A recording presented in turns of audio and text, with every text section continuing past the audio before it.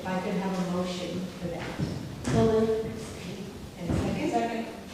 And a second. All in favor? Aye. Remember, we did revise them, so we put Pat Carpenter on the list. Yay! And We accidentally left her off, just in the minutes, that's all. Okay, so speaking of Pat Carpenter, we're going to go with the treasurer's report, end of Okay, and I have the end of your budget as written now for me. Just so you can take a look at our fabulous finance center. You probably can't make too much sense out of this because it's my own little technique and I have to remind myself what's what. But we started the year with a carryover of $708.55.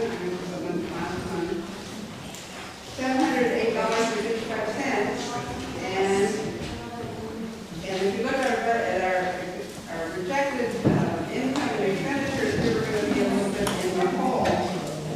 And we ended up not being in the hole because this has been a really good year for 30 new members. We had 70 members. I had built the budget on 52.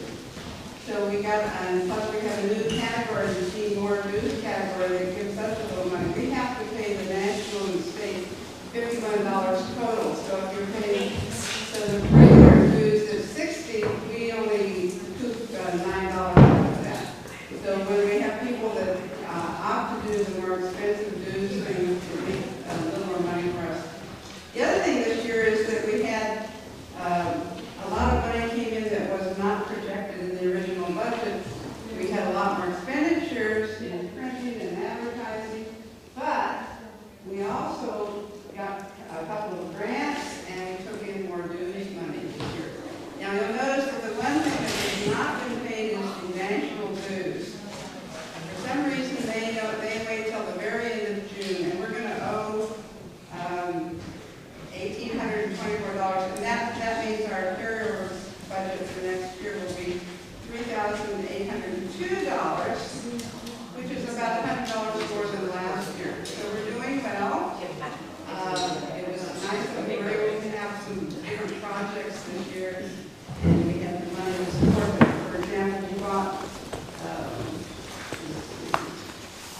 I don't know how many copies of the state version that we're giving away in each one of the different school districts. So that was not budgeted, so it was budgeted at $250. Anyway, if there's any questions, it looks complicated, it makes sense to me. I have to just remind myself that I'm putting the money in as it comes in, and next year I'm going to do it rather than quarters, I'm going to do it like a month, so I know that I'm confused about that.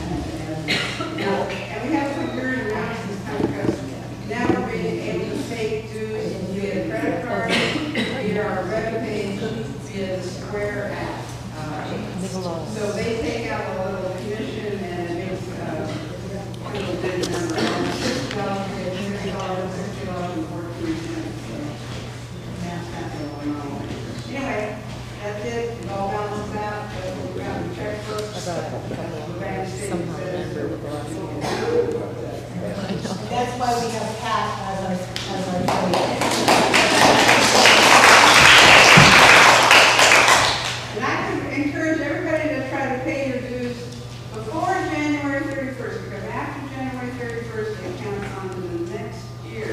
Because we do fiscal and the national does fiscal, but they chop it off at January 31st. And I have to report all the people who are members on the national database.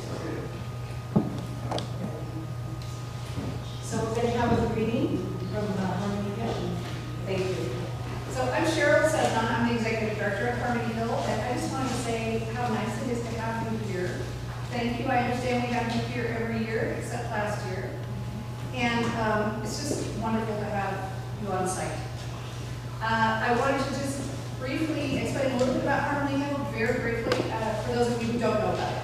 So Harmony Hill is, our main mission is to help people really redefine their experience with cancer. And so we have a signature 3-day retreat for people with cancer. They can come at no cost to them, bring their caregiver, stay for 3 days, and really work through from the inside out how they're related to their cancer. And it's a very powerful experience, and many people say that it completely changes their relationship with the future and how they look at their cancer experience.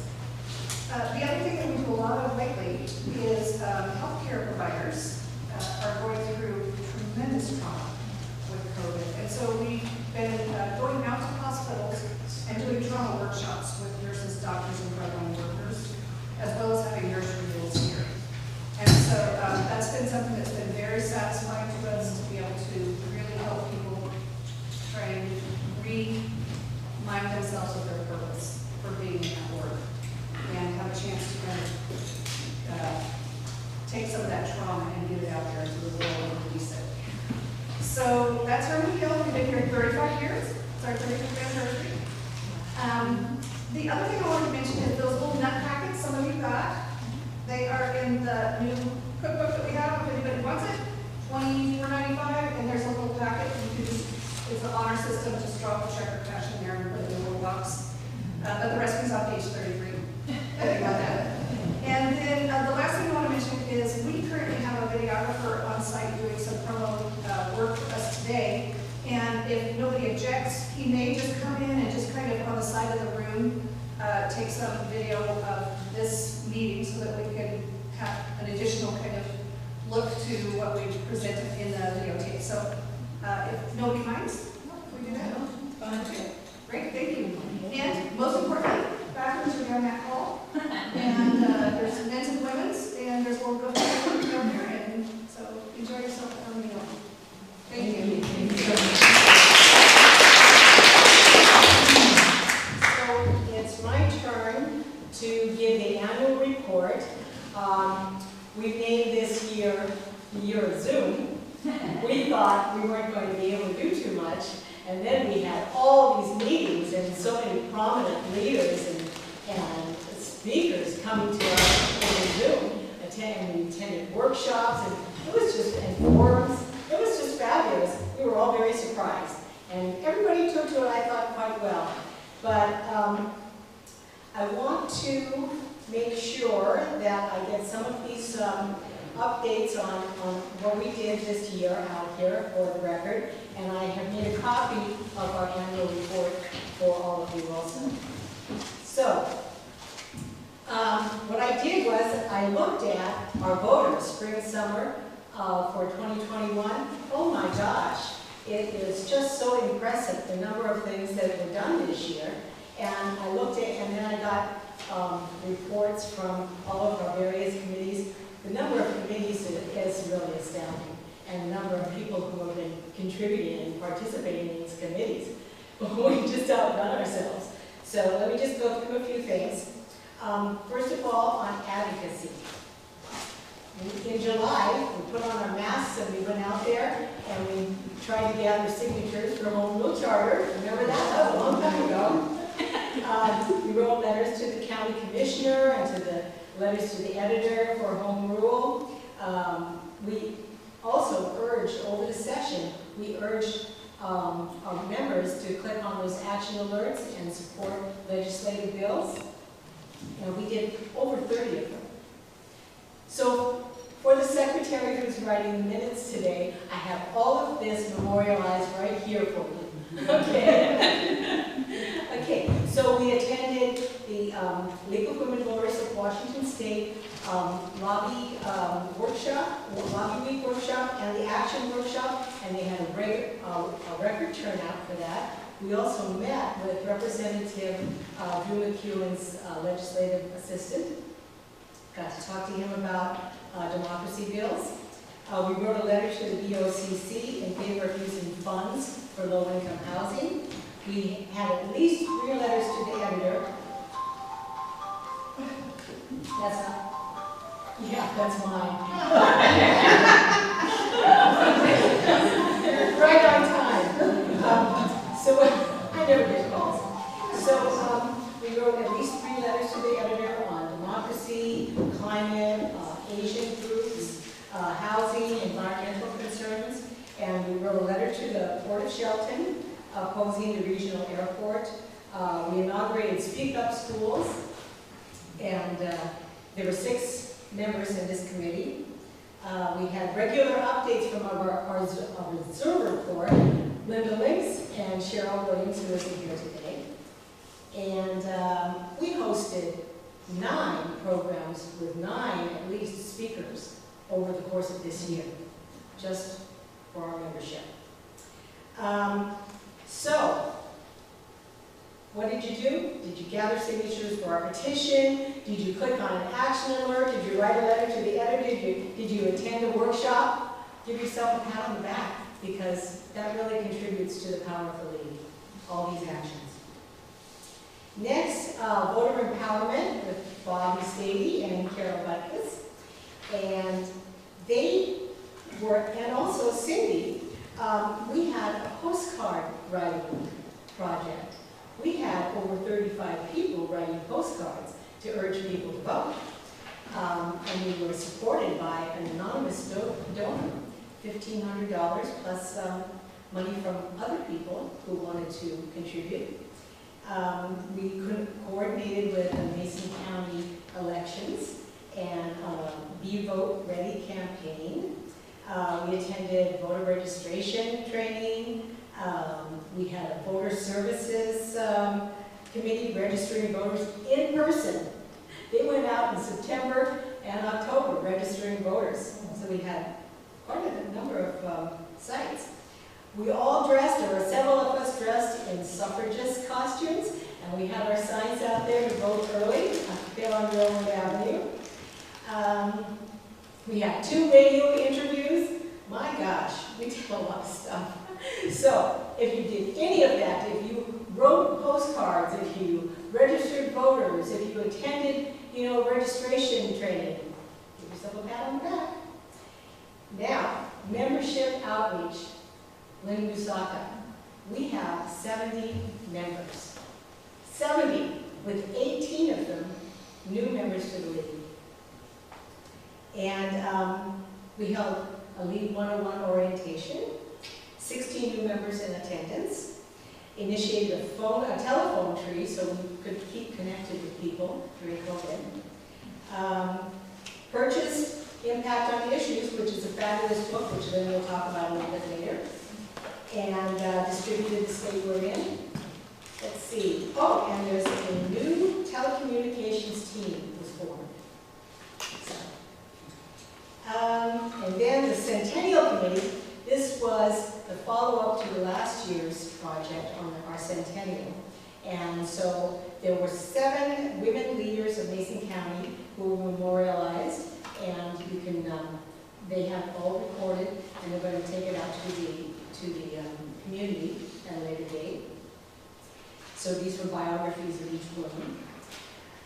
And moving on to the Climate Change Committee with Sherry Dysart, who did a bang-up job, I must say. Really outdid all of us. Held 13 programs with prominent speakers surrounding climate change.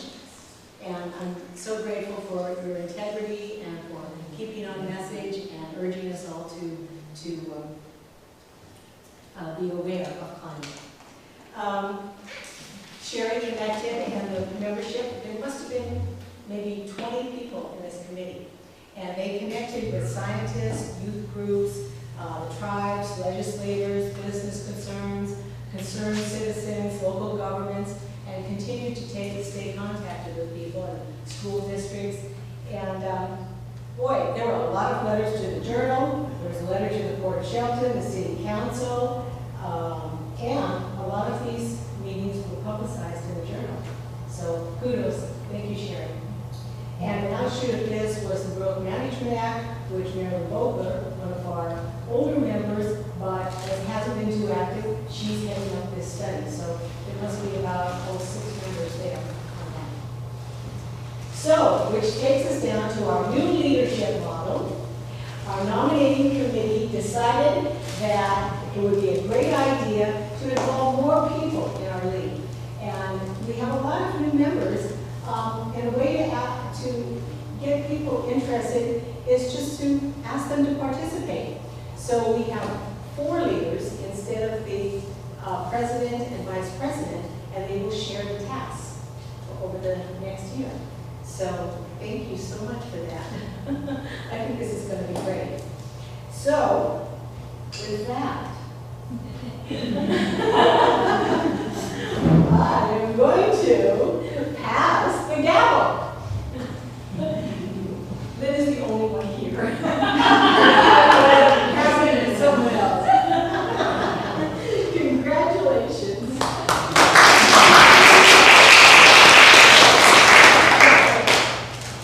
It's interesting that this came back to me. It was like 25 years ago, someone gave this to me. I was head of a ward, and it sat in my drawer, and then I worked it into the lead. I don't know if you knew that, Shirley. Now I get to see this again. Boy, am I going to use it. You know, in my background, I've either been a boss or on a large board of directors. So this is my first opportunity to be on a leadership team, and I'm a little afraid of it. No, actually, it's going to be a great year. There are 3 others who are traveling to Africa, California, and have an appointment today. So we have Cheryl Williams, Deanne Klein, and Nancy Snyder who will be joining me. So we decided we would meet just to kind of get to know each other. And we all have different styles, personalities. Some of us embrace technology and others don't. I won't tell you my category. We have different skills and backgrounds, but we are united around the power and the principles of LEAD. We all love LEAD. So we're going to make it work. I decided to kind of keep a record of how this goes because, to my knowledge, there is no other league that's had a 4-person leadership team. So who knows, my maybe profile down so, but if any of you have had this experience in a group you've been in, I would welcome any advice you can give.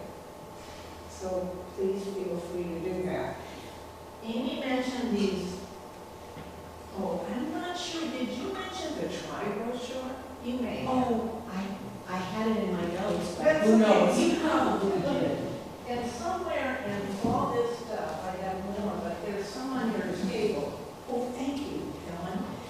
So I have in my house a bunch of these to go out. Now that we're back in the community, if you know of a place to put these, we want to get them back out to libraries and so forth. Please let me know. And we'll make that happen. The other thing is the U.S. League has long studied a variety of issues, and they have taken positions after much deliberation and consensus building on just about everything. And this is a great book. It just came out, and I only have a couple left. But if you want one, please let me know, and I will get them and have them available for you. It's just wonderful to look through. It's not like reading a history novel, but it's the next best thing if you're in need. We also, a number of you already have the League's estate we're in, and it's the latest edition. Fabulous. So if you're interested in looking this over and ordering that from me, do let me know. We have a bunch back there that she'll be giving to schools. Those are the giveaways. And now I'm going to do an official thanks of our outgoing president. Who think they're going to just disappear out there. We have plans for that. And thank both Amy and Karen. Could you guys come up?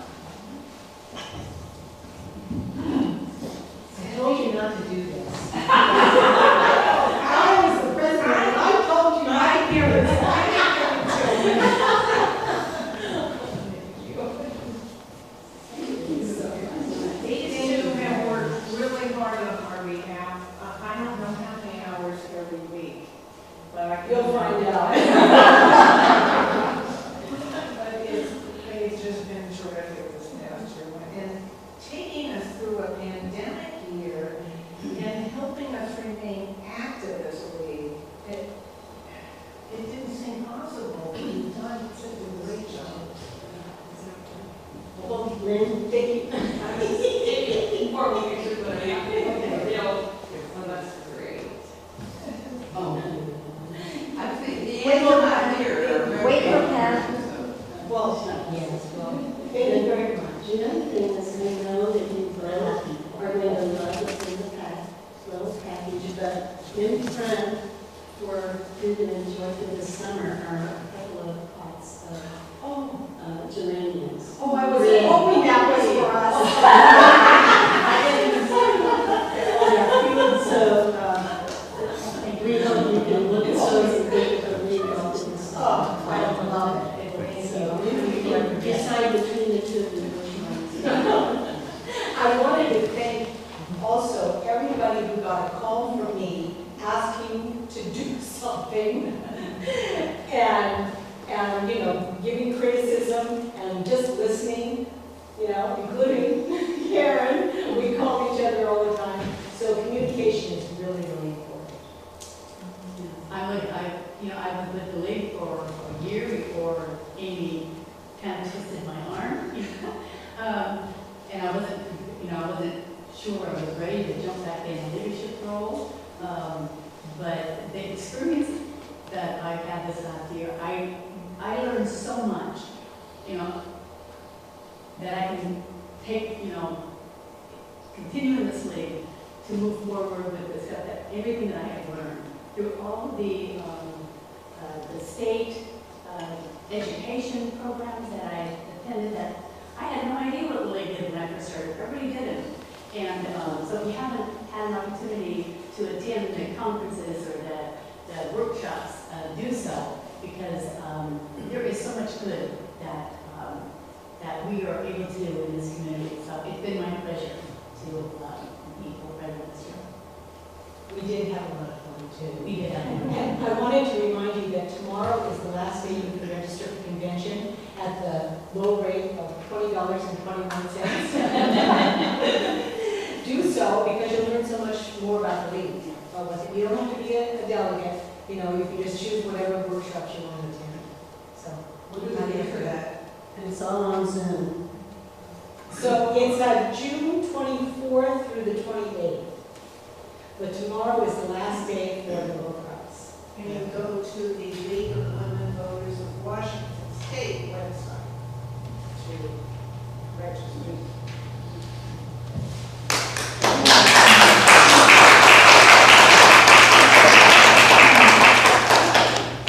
Thank you. I'll get the gavel out to Linda, or you? Yes, I will introduce our speaker. Okay, thank you. I copied down all their achievements and degrees and all this fancy scientific stuff, but I'm just going to say this is Scott Brewer, Executive Director of the Canal Coordinating Council, and Haley Hargett, who is the Watershed Program Manager. You deal with pollution, right? Yes. You'll hear more We can about talk that. about it. So they're both, I think you're both University of Washington That's right, alumni. yeah. Yes, I am. So So science Haley. and fishery sciences, and Fisheries for me and Marine yeah, affairs. Marine affairs there for Haley. which the canal A is. few years is of different. perfect, yeah. Yeah, absolutely right. And also has done extensive work with the tribes. Absolutely that too. And we yeah. have our 2 tribes here in Mason County that we're active with. Great, yeah. So thank Thank you. you, yeah. No, thank you all. As Linda mentioned, I'm Scott Brewer, Executive Director of the Canal Coordinating Council. This is quite a breakthrough event for us. We, like you mentioned, we've been on Zoom this whole time. In fact, I don't think I've seen Haley in person for over a year, and I think she's real, but she may be an image on on my laptop there. So this is fantastic, and this is what we need to do. What I really appreciated from Zoom, let me just get off on a little tangent here, is you would see there's more to life than just work. I would see like Haley's young son would scream in the background or run up in front, or somebody's dog or cat would jump on the computer and that kind of thing. And it just reminded me, it gave a little perspective that maybe work isn't always that important. But it is fun, and we do enjoy it. What we want to do today, though, is give you A summary anyways of what we understand of where Hood Canal is right now, primarily with environmental, if you will, kinds of topics and issues. I'm not going to get everything, but we've got a pretty good sense of where things are at. There's some very good things, there's some not very good things, and we'll talk about that as we go through this. So let me just to give you, if you go to the next slide, or the next slide, please. Well, I just wanted to mention, for those of you that don't know about the Hood Canal Coordinating Council, we're a council of governments. We're also a nonprofit that helps us get, grants and things of that nature. But as a council of governments, we have Mason County, of course, Kitsap County and Jefferson County, as well as Skokomish Tribe and the Port Gamble-Sklallam Tribe. We actually have on our board of directors the county commissioners and tribal council representatives sitting there at the table with us, and they've been very engaged in coming to every meeting. We meet about once a month, roughly, of the board of directors anyways, and then staff and their staffs, et cetera, meet quite more often than that through that. We have a lot of what we consider roles and responsibilities that pretty much range in the area. We work pretty extensively on salmon recovery, summer chum salmon in particular, and also on water quality. We've got a pollution identification correction program. You'll hear a little bit about that later. And a few other things, but mostly in the realm, if you will, of environmental kinds of topics, and then working with the communities there. I think we have a fantastic forum with the county commissioners, and I think it's also a pretty unique opportunity for those commissioners, for a Mason County commissioner to be sitting down with the Port Gamble-Sklallam tribal chair, and Jefferson County and Mason, and Kitsap and the Skokomish tribe, all like that, and it really does provide for some good discussions. They have to think outside of their boundaries and recognize Hood Canal, that we all, basically have to work together, because I think you might realize fish, birds, animals, rivers, they don't know the boundaries all that well, and they will tend to stray back and forth over those kinds of jurisdictions. So I think turn it over, Haley, you want to get rolling on some of that, yeah. Okay. So the Coordinating Council operates under a vision that we all share, that a healthy ecosystem is essential for thriving Hood Canal communities. This is a shared vision amongst all of our members, and our guiding document that kind of goes into detail about how we implement that vision is called our Integrated Watershed Plan, the Hood Canal Integrated Watershed Plan. This is a screenshot of our website. I'll talk about this in a minute, but the Integrated Watershed Plan is our comprehensive strategic framework to advance our shared regional vision for fully integrated ecosystem recovery. And we use that word integrated to mean we're looking at the entire social ecological system. So we're not just concerned about the biological or biophysical or geological side of the environment, but we recognize that humans also play an integral part, are an active participant in the environment. We have impacts on the environment, we benefit from the environment. All sorts of ecosystem services are exchanged with the environment and humans, and so when we say integrated, that's what we mean. We're looking at how we both impact and benefit from the environment as well.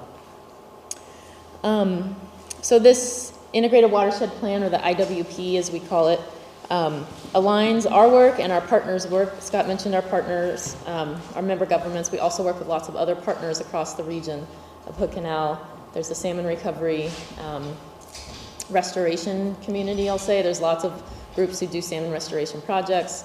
There's some groups who do water quality monitoring.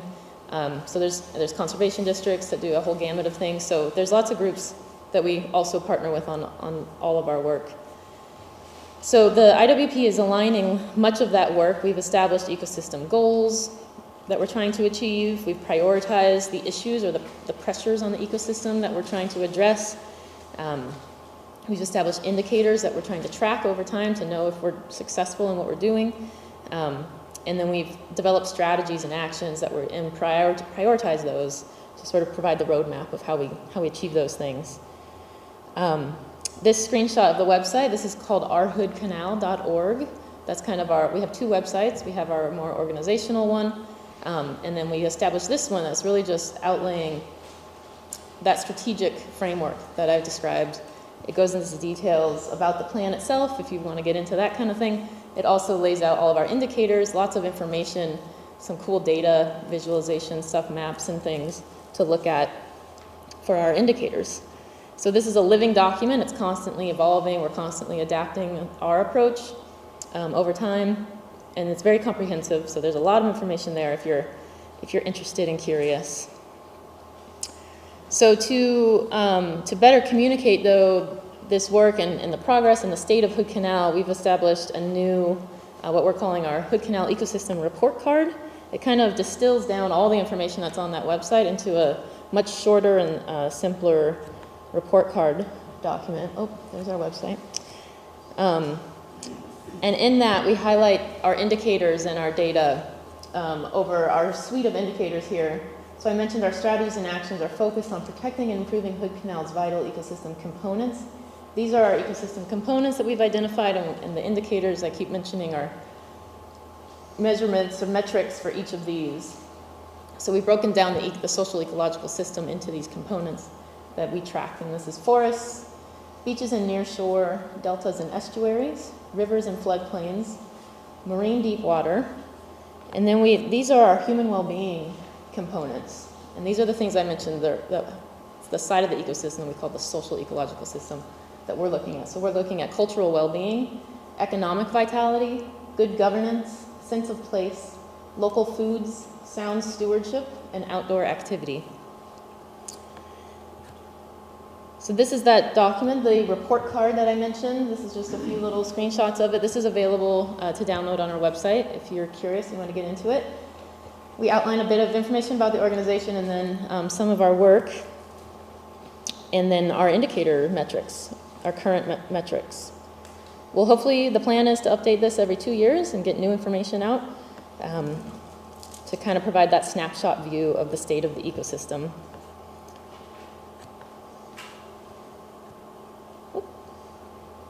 Did I skip a page? No. Okay, so this is one page out of that report card that highlights some of our projects or programs over the past 2 years. This is really just a few of them.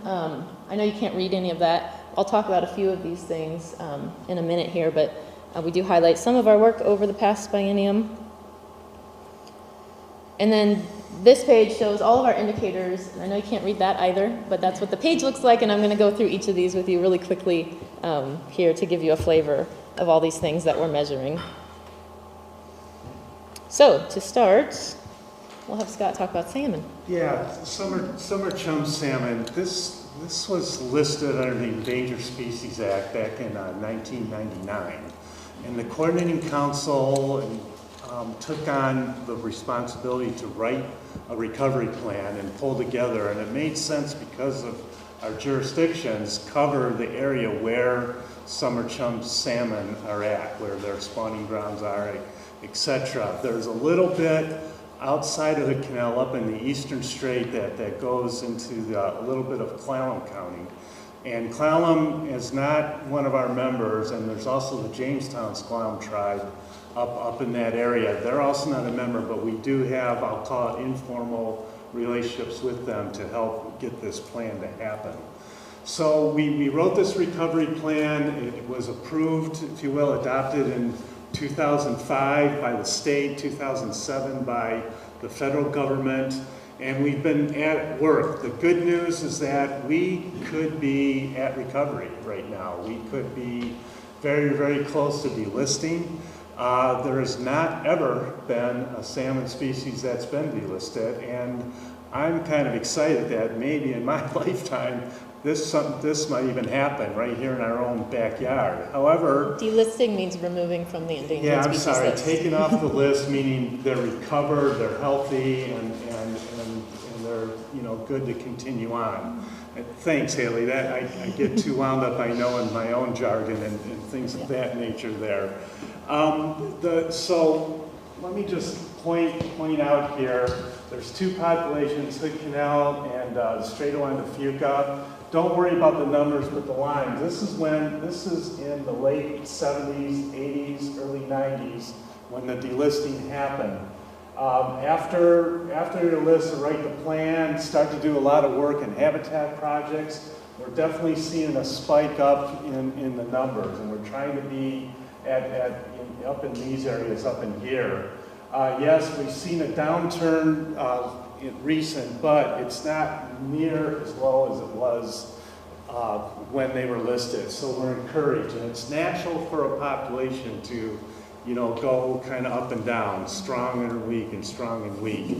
And we believe they're up on the rise there. So we're quite encouraged. And that's why you'll see these kinds of symbols. The status is improving as opposed to declining or staying steady that way. And we can talk. You'll notice that in the other indicators that we have coming up here. So, yeah. Thanks, Haley. Oh, and I guess one other thing that's steady, all of these colors are various, what we call subpopulations of summer chum. In other words, we have healthy, robust populations, and this is the Union out here, of course, Skokomish, and going up. We have pretty robust populations everywhere. It's in this area on the west side of Kitsap County, east side of Hood Canal. We're working to try to get these populations stronger. But this is good for the nature of the fish, if you want to have all these populations working in good shape. Okay, my turn. So this is our indicator for shellfish growing areas. This is really looking at water quality. And as you can see, the pie chart gives a good indication that Hood Canal shellfish growing areas are nearly all in good health. We've seen a lot of good improvement over the past decade or so. Some good improvement just this year, in fact. And the vast majority, these numbers are kind of old at this point, from 2020. But at that point, 87% of the acres for shellfish growing acres were approved and clean and open for harvest. There are some acres that are prohibited, some are closed, some are always going to be closed. They're called conditional closures if they're around marinas, that kind of thing. There's just kind of a constant pollution source. They'll always keep those closed. So we'll never quite get to 100%, but we want to get close to that. Any acre that's possible to be harvested, we want to be open and healthy. So we've seen good improvement in this over the past few years. We recently, just this year, had a new upgrade in the Hoodsport area. Some of you may have heard 66 acres, shellfish acres in front of Hoodsport there were just upgraded, are now approved for harvest. They were prohibited, they had been prohibited for, it's a little unknown when it first started. They were always closed. They were never open. When the classification system started back in, I think, the 90s from the Department of Health, they were always closed. So it's been a very long time that has been closed and prohibited to harvest. And they just opened it. So that's a really great outcome. I'll talk about our program that works on those things in a minute here. But that's a really great kind of victory for the groups, the local governments, Mason County in particular, and the Skokomish tribe, who have worked really hard and shown some really great collaboration over the years to get that area upgraded. This is our indicator for forests. We're looking at the extent of forest cover across Hood Canal, and we're seeing that there's some increased harvest pressure across Hood Canal, across our forests. So what our target is no net loss of total forest cover. We actually have seen a little bit of the net loss across the whole region. So this status is decreasing. This is something that we're looking at closely. There's some interesting dynamics now in the economics of the situation, especially with the pandemic. There's a lot of small private landholders, timber owners who are have increased incentive to harvest because the timber prices are so high. But this is just showing you a map or a data set, a really neat data set that shows really specific, it's called the Puget Sound High Resolution Change Detection Data, which is a ridiculous name, but it's showing really high resolution information about where change is occurring on the landscape and what's causing that change. Whoops. Anyway, so that's just an example of the kind of data that we're looking at. Okay, so this is getting into our human well-being indicators, and our first one here is sense of place. And what we've seen is that Hood Canal residents are very strongly connected to this place. This graph on the right here is the result of a survey that's now been run 2 times by the Puget Sound Partnership, which is the state agency that coordinates all of Puget Sound recovery. They've been putting out this survey called the Human Wellbeing Survey, asking people lots of questions and to rate their responses to lots of questions, in this case around sense of place and their connection to their place. And for Hood Canal, they found that it's quite a strong response on a scale of 1 to 7, and ended up at 5.8. So that's a really good indication for us, knowing that, you know, the place there where we work, the local community is very connected to it. Looking at good governance, they found that Hood Canal residents are mildly supportive of the area's environmental governance. They're right around neutral, slightly higher than neutral on the scale. Again, there were lots of questions asked around people's opinions around the regulatory system, your trust in your local government, around natural resource issues,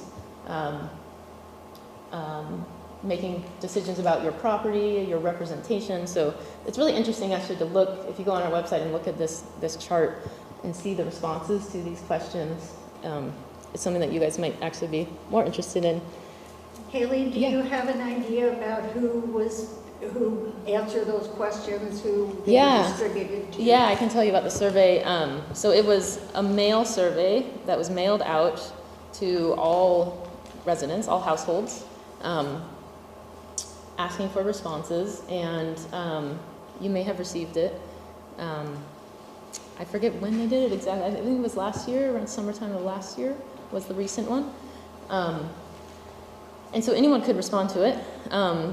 We didn't have a huge amount of respondents in Hood Canal. We'd love to see more respondents, so if you ever see that in your mailbox, please do respond. Encourage other folks to respond.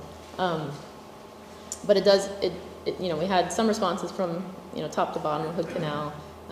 So we're quite, you know, in terms of the statistical analysis of the responses, it was good in terms of the response rate, but we'd love to see it increased. Okay, next one. This one is asking about cultural practices, and we found that Hood Canal residents participate in local cultural practices. Let's see, the average was 2.6 on the scale of 1 to 5, which actually indicates a response of at least once a month, if not more than once a month, which I feel is a pretty high rate of participation.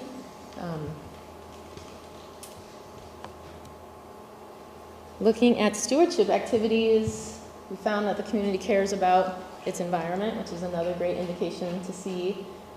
There were questions here asked about how people think and feel about their environment and their community and their connection to the environment. And it was a 3.5 out of 5. And then this line graph at the bottom here, I know you can't see that. If you go on our website, you can get a closer look. It breaks it out by county there. Looking at harvestable foods, local foods, the survey found that residents do like to gather and or hunt wild local foods. The 1.7 out of 5 may seem low, but it actually indicates, let's see, what is it? More than 1 to 2 times a season, which I feel is pretty good. I'd love to get out there that many times and harvest foods. So we've put that one at steady. And for nature-based recreation, we found that Hood Canal residents do like to get outdoors. Yeah. I sit on a committee off of Case Inlet. We were asked, I'm a port commissioner, we were asked by the residents there to inquire about the Coulter Creek hatchery and why there hasn't been any fish released at all since 2000. And they want to fish out there. And so I did a tour of the Minnebrook hatchery, tour of the Coulter Creek hatchery, and that's how I found out there had been 0 fish released. Do you know anything about? Yeah, Have you heard about that issue? a little bit, and what I understand, because that's, you know, outside of the Right. canal area, but it's a budget reasons from Washington Department of Fish and Wildlife. Right. Part of their saving money or not putting money into releases there, because they try to work their hatcheries to help particular kinds of fisheries, and I mean, I couldn't tell you exactly what are the reasons why Coulter Creek was The Not releasing budgeted. of the Swally Basin area. They're definitely down there, yeah. Okay, thank you. So related to fishing, this indicator is for nature-based recreation, and it includes a whole bunch of different types of recreation, everything from very low-intensive, like gardening or just going outside and barbecuing, to more high-intensive activities like your skiing or snowboarding, or ATV use, even motorized trail use. So kind of everything in between is here, and this is really interesting to look at too if you're curious. It breaks it out by winter activities and summer activities. This is some interesting data to look at, and the results for Hood Canal show that 2/3 of Hood Canal residents participate in low-intensity summer recreation activities at least monthly, and nearly half do so at least 5 times a month. So that's some pretty good rates of getting outside. For the economy, this one's a bit tougher. You can see we don't have a metric there at the moment. We're hoping to track the contribution of natural resource industries in Hood Canal to the local economy. We know that the economy in Hood Canal relies very strongly on natural resources. We're able to look at different types of data to show that connection. It's really challenging to find consistent data, and that's why we don't have a metric at the moment. This graph, or this table on the right, just shows the tourism industry, and this is just through 2017 for each county. Shows that it's trending, either it's steady or increasing, and that's one thing we do know from the data that we've gathered, is that tourism has really become the dominant industry in terms of natural resources, and that's the draw, right? People are coming out here for the natural resources and the environment, and that is, in terms of GDP, that's a much bigger draw and producer than your classic natural resource industries like timber or fisheries, that kind of thing. So that one we're working on still. We thought you all might be interested to hear more about our water quality work, so we added a couple slides here to talk about the work that we do in Hood Canal. And this is about our Regional Pollution Identification and Correction Program, or PIC program as we call it. Sorry, that's hard to see on that screen there. But the Hood Canal Regional PIC program is a collaborative partnership between our member governments and other water quality partners. It's a really unique kind of partnership where all of these governments are getting together and sharing information and sharing resources and helping each other, supporting each other to effectively monitor and correct pollution problems in Hood Canal. I really can't overemphasize the value of that partnership and collaboration in that group. It's really a unique thing and really neat to see, cross-jurisdictional support in that way. So this program includes shoreline monitoring. They go out and monitor the shoreline, any kind of seep or stream, any place water's coming down the drainage onto the beach, they're going to sample that water to look for pollution. And then if they find that pollution there, it's a hot spot of pollution that's confirmed, they then investigate that up the drainage to find the source. So they're doing those investigations, and once they find the source, they're going to do site inspections. They also might just do regular site inspections around if there's an area that we know is having issues, and providing landowner support to work towards pollution corrections. In this case, we're often working on septic system leaks. We also include freshwater monitoring and priority streams, mostly in South Hood Canal, Mason County area. We're also monitoring freshwater streams. And then we include lots of field training for water quality staff, as well as volunteers who are participating in some of the monitoring.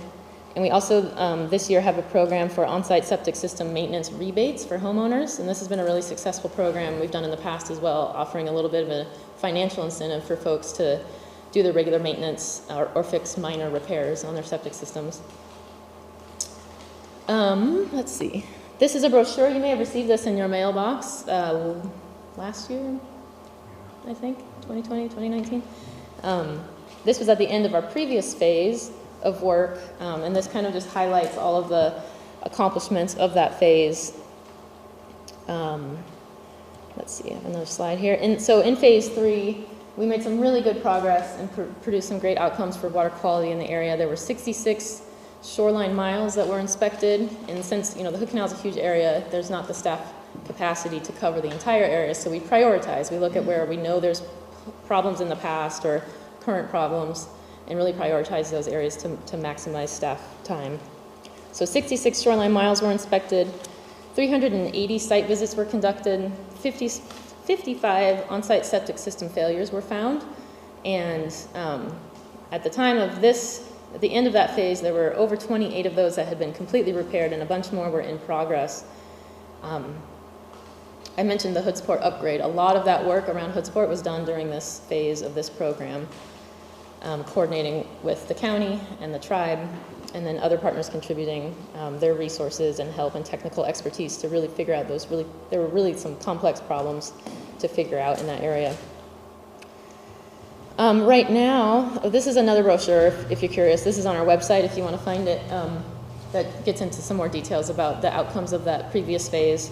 Right now, we're in the next phase, currently underway, and the same kind of work is being done. We're really focusing our work in South Hood Canal in the Mason County area. And then another program of ours focused around water quality is focused on shellfish, and we recently developed the Hood Canal Shellfish Initiative and developed an action plan just this past year, working with lots of folks, lots of stakeholders, lots of partners who have an interest in shellfish, from community members and shellfish growers, the tribes, public health folks, really trying to bring in everyone who has either an active role or an interest around shellfish and develop an action plan. And we developed that around this shared goal to expand Hood Canal's thriving shellfish populations, honor our tribal treaty rights, build resilience, pursue economic ecosystem protection and restoration, and support careful stewardship of commercial and recreational shellfish harvest now and into the future. So that was the goal. That is the goal of the Shellfish Initiative. We developed a strategic plan to achieve that goal. So we've got more strategies and actions identified and prioritized to get at all the various aspects included there. And that, if you're curious to look at that Shellfish Initiative Action Plan, that's also on our website.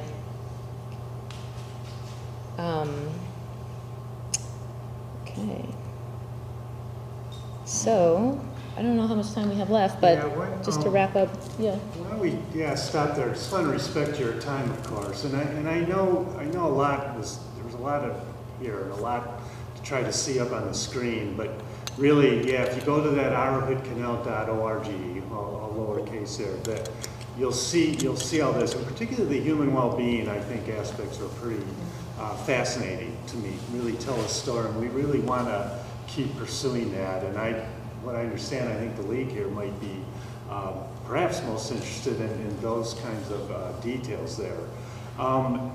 So I leave it open for questions or discussion right now, if that works. Yeah. Could you mention the shrimping industry? It's kind of tourism. It falls under that category, I would think. Mm-hmm. But is it threatened? Is it doing well? How are the shrimp supplies out there? I haven't seen the data for this year. I know they just had a couple days open recently for shrimping, the recreational shrimping. I think they've been moving around. I've heard from folks who do the shrimping that they've been frustrated that they're not catching in the areas that they typically do, and I've heard from folks at DFW that, well, the shrimp move different. They're not just docile. They move. They migrate to different areas of the canal, and I heard that this was last summer that they had shifted down to further south. I don't know where they're at this year. I think I haven't heard that they're in decline. So what the read I get, and we mostly get it from Washington Department of Fish and Wildlife, is that they are steady. But like Haley's mentioned, they aren't always in the same place, and it is, as you said, Linda, primarily a recreational approach. I know the tribes, though, when they're out there, it's a commercial, it's a part commercial venture for them too. They have different days. They have different days, and they get an assessment of the total numbers and split that 50-50 essentially in the canal, and then have different days Yeah, just so there isn't that It's competition. interesting, out on 101 near Olympia, there's this steady stream of cars with boats behind them heading to the canal. Yeah. Drinking days. Yeah, it's a big event, and I mean, those are pretty good shrimp too.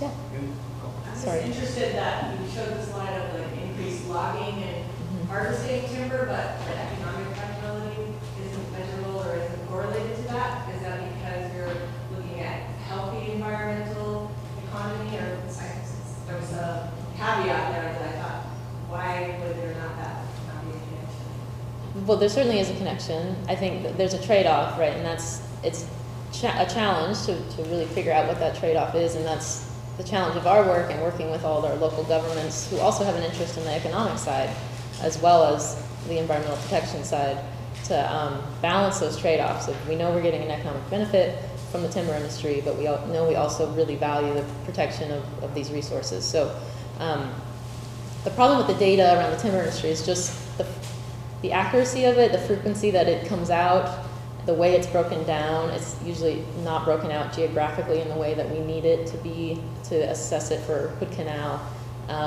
It's just really challenging to get a handle on the data, to be able to present it in a way that's consistent with what we're doing with the other indicators. But there certainly is a connection of a concern for economic vitality and protecting our forests. I actually have a few questions. I was curious why the Jamestown tribe and the Clown are not in part of this organization. Is that politically for them oriented, or? It's from history. The Coordinating Council was formed in 1985, the time Governor Spellman, and it was the 5 members at that, because I think really looking more at Hood Canal proper, when the summer chum salmon, because of where they range, they go out to the Dungeness, which then covers that eastern strait. That what brought in, I guess, more, I'll put it that, more interest on behalf of Jamestown. But you know, we've talked with them about, hey, do you formally want to become a member, and they're not interested or don't need to, because like I say, I feel we've got some really good relationships with them. But yes, they're not at the table formally as voting on issues like that. Okay. And, you know, isn't the chum a big portion of the orca too? Well, Or is that just Chinook is the primary one, but yes, orca will eat chum as well. I mean, especially the chum come at a different time of the year than the Chinook do, and they love salmon, orcas do. So, yeah, I always hear it's just Chinook, but they actually could use all salmon. There was some research, I think last year, around the Orca Task Force that worked with the governor's office, where they wanted to do more research and found that Chinook is still the dominant prey, but orca actually have quite a diverse diet, and more species than originally had been thought. I think they're eating a lot different sources of prey, also due to the decline in Chinook. So. Right, that's what I was thinking. And what about, how does the water temperature of the Hood Canal affect that? Affect the salmon? Affect salmon? Yeah, in areas where it is warming, and that might be part of the problem, like with forestry, if you cut down trees and providing the shade to cool the waters. But we haven't, there are spots where the temperatures are not good, but for the most part, they're okay. The temperature's doing okay, and we're still in the canal, yeah. One more quick, brief one. Do you think a lot of the property owners along the shorelines are just, you know, hesitant because of their fear of property regulation and of their shorelines, of their... Hesitant in what way do you mean? Well, in terms of like participating or even in surveys or, you know, anything that might... I mean, it'd be speculative, but I would think yes. People they live in Hood Canal, love it because of what it is, and don't want anything to change for them. But, you know, on the other hand, I think we get a lot of people, because they love it, that they want to do things in their property to, you know, make the habitats better. And we're actually seeing a lot of communities, there's a real, we call it a place-based thing where, you know, like people around Quilcene or maybe down in Union and that, they, yeah, I love Hood Canal, but I really love Quilcene, you know, and I know about it and how that works and want to do something there. So I think, yeah, I think there's a little bit what you first mentioned, but we're actually, I think some of this, a lot of success we're seeing is because people just love it and want to do whatever they can do in their land to enhance that, keep it going. I read a while back that Paul Stamets was developing some sort of mushroom, mycofungi mats that were going to be helpful for combating pollution in small feeder streams. Did you guys work with him on that at all? No. Do you know Stamets? No, I'm not familiar. Yeah. He's the resident celebrity mushroom guy. Right, I heard, but no, we haven't. I'd be curious if you have They information. did Just an Google article his in name, a I local suppose. paper Yeah. about it, but I'm not sure where Okay. he was trying out these remedial mats that were supposed to Sure. Take up nutrients. digest pollution Yeah. from various sources. I mean, that's great. I mean, the Shellfish Initiative that Haley mentioned, there are a whole lot of things like that we or others may end up exploring that, yeah, so. I'm not sure if he did a TED Talk specifically on that project, but he has a bunch of them. Okay. Okay. Cool. Is Person there back any there kind first. of plan in place to recover all the, especially shrimping pots and things that have been lost in the canal? There are just hundreds and hundreds of Yeah. ones that have broken loose Yep. and maybe grabbing the fisher shrimping. Yeah, we know that is a problem, and that was identified in the Shellfish Initiative Action Plan as one of the actions to clean up what we call derelict fishing gear, and crab and shrimp pots being a main component of that. I know there was a recent cleanup, I think last year or the year before, in the past few years, and they found a lot more than, they were kind of shocked of how much they pulled up in just a quick little effort. So the problem is known, and we've identified it, and we hope to address it. I mean, it's resources, right, to get Yeah. out there, people out there to pull it up and get it out, yeah. It's a problem. There's also outreach work with the public to try and get folks to, maintain their gear better and put the proper floats on them to prevent them from breaking loose and losing track of them, so. I have a question about the budget. What's the size of your budget and what are your primary funding streams? Yeah, the primary funding streams are, we get a grant through the Recreation and Conservation Office for salmon recovery programs, and that's approximately about $375,000 a year.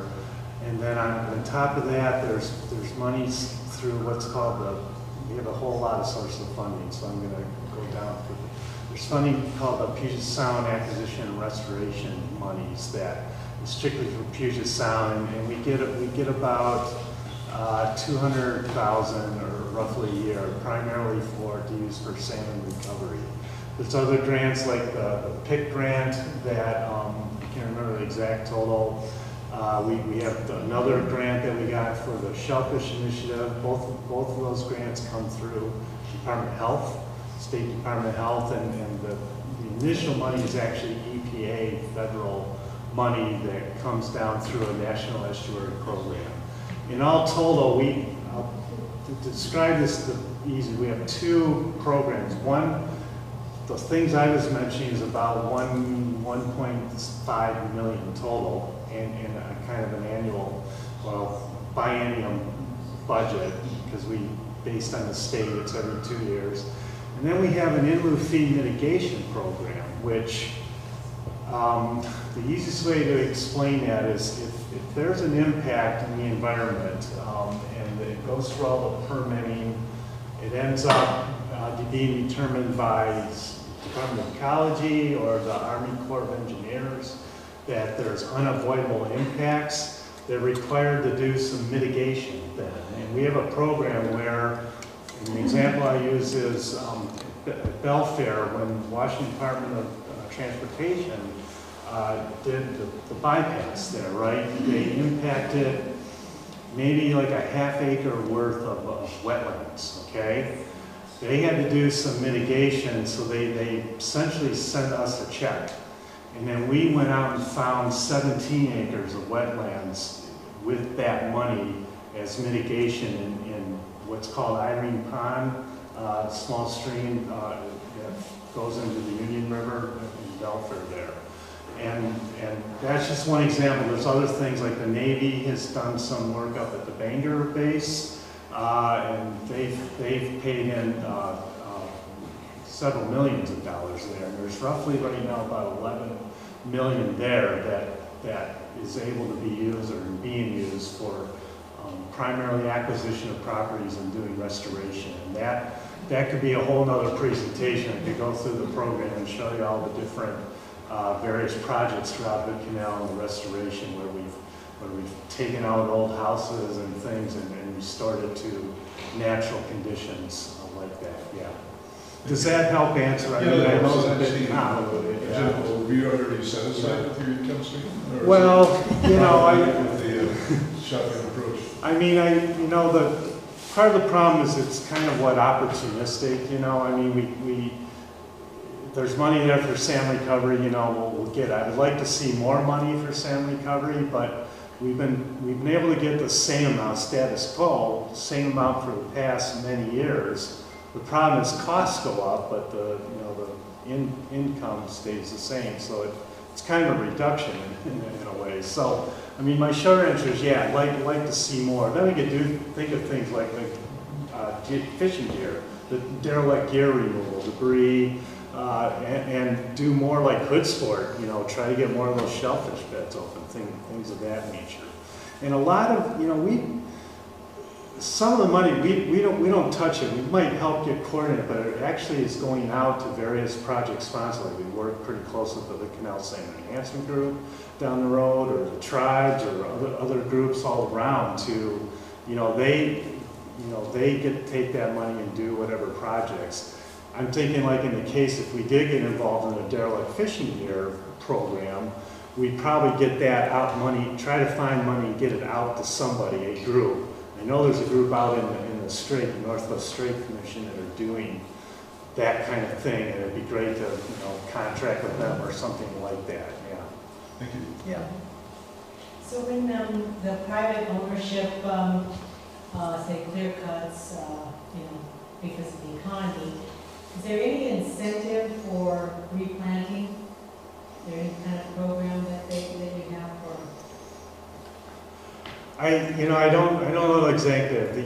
Yes, there are some, and I think it kind of depends on the area, the land, and maybe which county it's in too. But I think there are federal and state, and then there might be some county there. But I would have to go look and could research that. Yeah. I think conservation districts have programs working with those landowners and the conservation districts, and working with small forest landowners on the management of their forests, and if they do choose to harvest, how to properly do that according to the regulations, and then go way above and beyond and replant or protect the riparian areas and that kind of thing. Part of our salmon recovery program, we have been able to coordinate funding to go out and plant in areas along streams, like where it might not have been right after a forest timber harvest, but if it needs trees or something, like the Hood Canal Salmon Enhancement Group, you've probably gone by rivers where you see the little white, the tubes, and then young trees growing out, and a whole lot of them. Yeah, that's to help get forest back. I mean, obviously it's going to take a while, but yeah, there is that kind of thing happening. It's not money directly to the landowners. It's just it's a program to go out there. Yeah. And what kind of species are being replanted? Do you know? I don't know. I think alders and also some conifers too. I think because most of the plains are closer to the rivers, and that's the alders, and then hopefully succession takes place if it's allowed to. you know, grow and get bigger, and then new fir trees come in and that, you know. I'm seeing near my property, actually, where I live on the southeast side of Shelton, they're been putting in pine that's much faster. Up in that place. I Yeah, can see back- it. Thank you. So I wanted to go back to the forest cover changes, and you have that status as decreasing. And so, and I'm assuming that was an assessment that you did over the last 2 years. Where are in the continuum of your assessment of that factor? Is it been decreasing steadily over the last 10 years? I mean, where are we in that effect? Yeah, good question. I'll have to go off memory here because I don't have that chart in front of me, but it's been recent because we've been tracking this over time previous to just this new changing the metric to decreasing, and it was quite steady previously, and so it's been just over the past few years where we've seen it actually start to decline in terms of the net forest cover change. Yeah. And so you feel that's really correlated to the higher timber prices being an incentive for people to, private landowners? Well, that's super recent, right? That's just this year, and so we haven't actually seen that data yet. So I can't. So that was just sort of an anecdote of what's going on right now. But no, over the past few years, that's more larger scale, I think. I don't know, actually. I shouldn't say because it's probably a combination of both. Yeah, and I guess for me, it's kind of like if people are aware, this is my maybe Pollyanna. What is that word? Being a Pollyanna viewpoint. If people understand that the impact of taking down their forest, and let's say we're talking a private owner, what impact is that long term for the health of Hood Canal? If you understood that, maybe you would have a different metric of how you would manage the timber on your land. Right. And you do maybe selective harvesting. Yeah. And maybe that's what the conservation district is helping people understand. But that metric for me is particularly, there's a lot of passion for me around how to educate how important it is to the health of our forests directly correlates to the health of the Hood Canal. Yeah. So, anyway. Thanks, yeah. I'm wondering how, where you get your harvesting statistics. Do mills report to someone? Does the Forest Service account for all the timber that's cut? How do we know? Do you fly over it in an airplane? Well, so the change on the land you're talking about versus the economic data? Well, I'm just wondering who reports the harvests to you? The change in the land is essentially flying over and, taking the photos, And being able to tell by et cetera. okay. Yeah, the change over time, that change detection like that. Right? This data set is a newer attempt to get a better picture, a more accurate picture That's of the what I change on the wondered. landscape, and this is actually using aerial photography, and they have humans look at a photo from a couple years ago, 5 years ago, and then a new photo, and they figure out, it's very small scale, what changes occurred, if there was change, and what did occur. If they cleared an area, did they put a non-permeable surface on it? What happened there? And so that's why this is really neat, because it shows the overall change, and then you can get into the layers and break it out by specific types of change. It's really neat. I'm wondering how accurate do you think that is? Do you think it's... Well, this is extremely accurate. Yeah. There is some human error and some technology error where the photos aren't good enough to determine what exactly happened, but this is much more accurate than the old way that they're still doing. They're called CCAP. It's an acronym. I don't know what it stands for, but it's a much higher grain view of the landscape. Some of this you can get down to just 1 meter square areas, and piece them all together. That's pretty accurate. What I'm thinking is it must be very labor intensive and material. Yes. Airplanes, gasoline, whatever, intensive to do this. And so I'm wondering how, could it be a lot worse than we think it is? Or could it be better? Sure. Could be. Yeah. I think Linda has her hand over. Well, 40 years ago, my neighbor pushed his sick cow over the cliff into the bay on dear. Top Inlet. And everybody, oh no, he says, oh, don't worry about it, it flushes out, it cleans, it goes to the ocean. Well, we watched that cow go back and forth for, I don't know how long, over a month, in different stages of decomposition. So, how does the canal drain? Is there like times where you can say, oh, in 7 years it's all new water? Is there anything, when does that actually happen? Or does it ever? It's slow. I forget how long, do you know? It is slow, and there's been a lot of studies. Yeah. The canals is interesting. There's, we've had fish kills and that kind of thing because of the circulation. And right about, there's a, just below the bridge here, there's a sill, right, a large, where it comes up. So when water's trying to flow out, it's got to go up It's like a bathtub. over this sill like a bathtub. And so that's what makes it really slow. I mean, unless there's really high winds, from the south, pushing it like that. And they have their University of Washington Department of Ecology, and we could dig all that out, but there's been some pretty extensive studies about circulation like that, and could give you an answer about how long. Certainly water in this end of the canal takes a lot longer to completely changed than But water it up does north. completely change. Yeah, it does eventually, but it could be years. Yeah. Years, yeah. That cow could still be, if the cow was in the canal, yes. And surface waters are different than the deeper waters in terms of their movement, so who knows where that cow is. 40 years ago. Yeah, it may still be around. Well, honestly, getting back to her question, you would think that when a property owner drops down Mason County and he goes and sees, McSims for his logging permit, that they would have to either have a limited number that could be harvested at any given space or time, or that they would need to report that request or that permission that they gave to harvest timber to the state. And so it just makes me curious, is there no accounting like that? There certainly is accounting of it.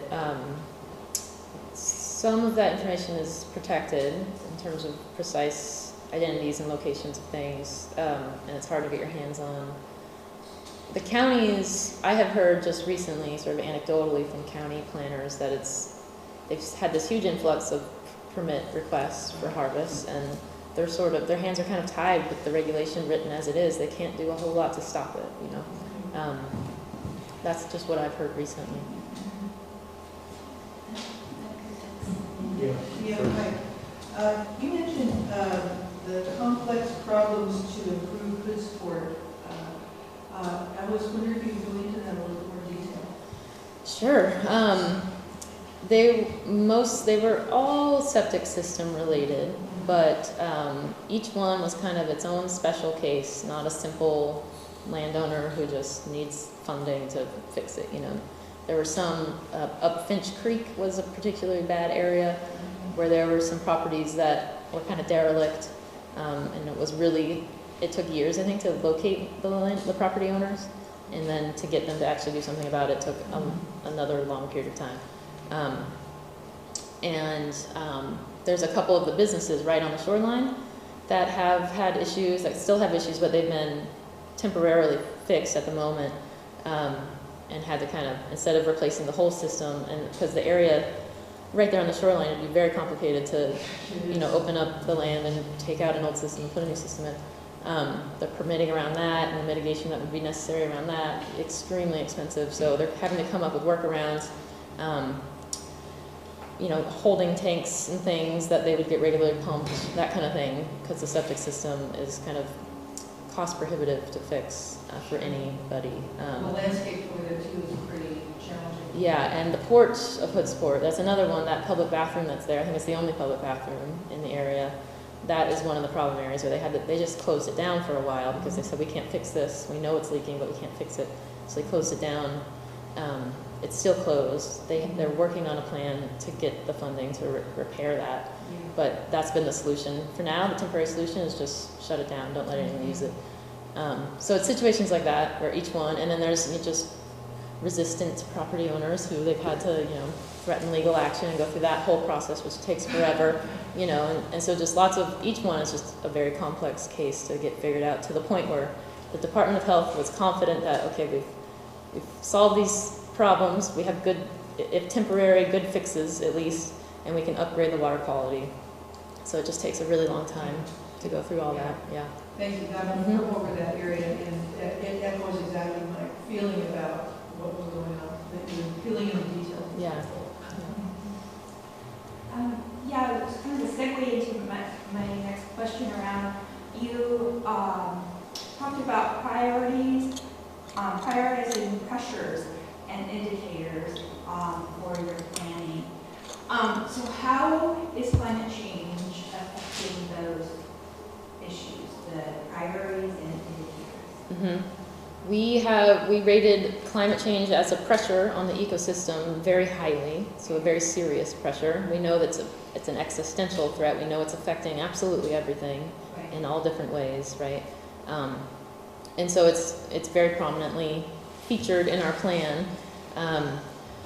We currently don't have any programs directly targeting or working on climate change or adaptation, but we have tried to sort of integrate it into everything we do, especially the most tangible way is probably salmon recovery, where, folks are developing these plans for restoration, and each one of them now is considering climate and how that's going to affect the long-term success of the restoration work that they're doing, whether it's sea level rise or changes in the water temperature or the marine water chemistry or all these sorts of things. So all those factors are definitely being considered in sort of on the ground level ways. But we haven't had the funding. We wanted to, but we haven't been able to find the funding to really come up with a comprehensive climate adaptation plan. But there are some entities around who have things like that we can learn from and pull information from. So, yeah. Did you want to say anything? No, I think that answers. I'm wondering about sea level rise also. You talked about the on-site septic systems. What is the sea level rise near the shoreline and then impacting on-site septic? I'm really concerned about that. Is there a survey of systems that are liable to be affected, and is there a plan in place of we're going to do this one first and then this next, and because it's too expensive, obviously. But if we don't do it, there goes the water quality, the shellfish industry, etc. There's a lot at stake if that's not taken care of. Yeah, it's kind of interesting with sea level rise. There's been some really good work to model sea level rise around Puget Sound, and Hood Canal is kind of a unique situation where there's actually I forget what the word is called, but the land is actually being pushed up kind of at the same rate that the sea level is also rising, and so it's kind of counteracting the potential impacts a little bit, more so than other areas of Puget Sound where we know sea level rise is going to be much greater. So, and there's some really good maps and stuff you can find that show that. So that was a little bit comforting to know Hood Canal is at least not going to see as drastic of sea level rise potentially in the future, unless an earthquake could change all of that, because the land could slip and everything could be thrown out of whack. I don't know if the county permitters, when they're doing septic system replacements, are looking at sea level rise in terms of mitigation and how to design things. They should be, but They should. I mean, given me an idea, because we do have this sea level rise information, so depending on what kind of model you would expect, we can tell where. We also have information on where septic systems are throughout the canal. Maybe I don't know, is that a simple matter of matching those up and then trying to see what kind of problems. And we haven't done that yet, but we've got the data, the information is there. So maybe that's another put step. that on your next meeting agenda. I'm sorry. So this is my, one of the things that keeps me awake at night. So if your next meeting, you have all the county commissioners at the table, and you just identified, you have the data. There should be some way you all can talk about, all right, this is real, it's happening, how do we plan for a Yeah. very intensive, expensive mitigation, adaptation strategy. And you guys are probably already tied into the county shoreline master program updates, the plan updates that go on regularly. That's a good place to try and get in and suggest improvements like that to the county codes and their processes. Any others? We tire you out? Thanks so much for having us here and allowing this, and we'd love to stay in touch, come back later, and hopefully have even more good programs. Yeah. Okay.